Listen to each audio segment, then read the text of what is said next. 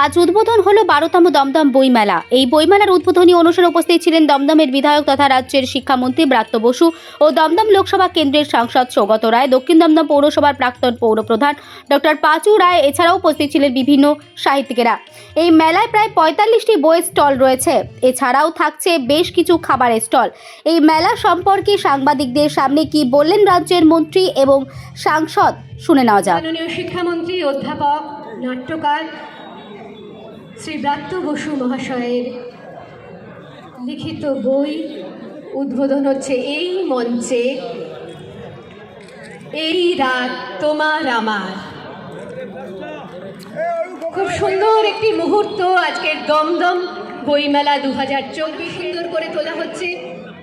আমাদের বিশিষ্টজন রয়েছেন দেবাশিস বন্দ্যোপাধ্যায়, বিশিষ্ট প্রাবন্ধিক পাঁচু রায়, আমাদের মাননীয় শিক্ষামন্ত্রী ব্রাত্য বসু, বিশিষ্ট সাহিত্যিক উল্লাস মল্লিক, বিশিষ্ট সাহিত্যিক এবং প্রকাশক ত্রিদীপ চট্টোপাধ্যায়, এবং বিশিষ্ট সাহিত্যিক আনসার উদ্দিন মহাশয়, এবং বিশিষ্ট সাহিত্যিক রচিত গুপ্ত।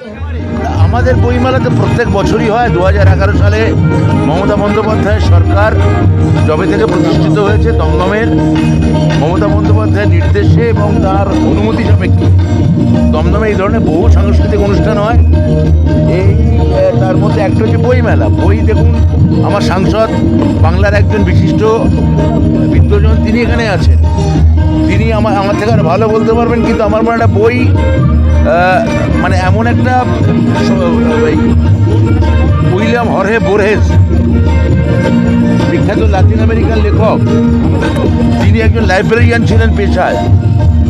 তিনি বলেছিলেন যে যদি দ্বীপান্তরেও আমাকে রেখে আসা হয়, সঙ্গে যদি প্রিয় 5টা বই থাকে, আমার সময় কেটে বসু কৃতিত্ব বাংলার। উনি যেটা বললেন, ভিতর থেকে পরিবর্তন করা, এই যে একটা সংস্কৃতি সেটা নিয়ে আসা, সেইটা ব্রাত্য বসুর সবচেয়ে বেশি অবদান।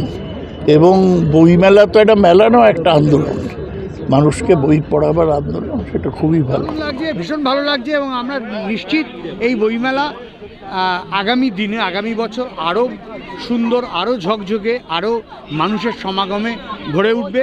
এবং আমরা মনে করব যে দমদম বইমেলা রাজ্যের বেশ কয়েকটি বইমেলার মধ্যে নিজেদের স্থান করে নেবে।